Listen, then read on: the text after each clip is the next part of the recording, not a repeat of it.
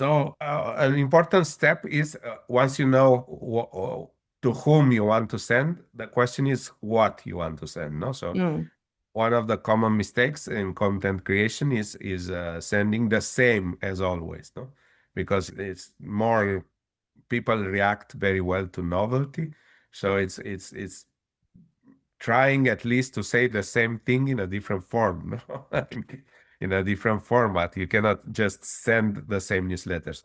There's a catch though, because it's easier to send emails along with the active users, and it's more complicated to say, look, I'm gonna like physically now need to send to actives and inactives at the same time so that the inactive cohort doesn't get sent directly to spam, and the message should be different, no? So Mm. it requires a kind of orchestration there that we have developed the platform in order to allow for that, but that's not always very common. Then after you have a content that is really good for you think is really good for reactivation, that can be maybe even a text-based message. It needs to include persuasion tactics. It needs to include it needs to be different than your common newsletters that you send.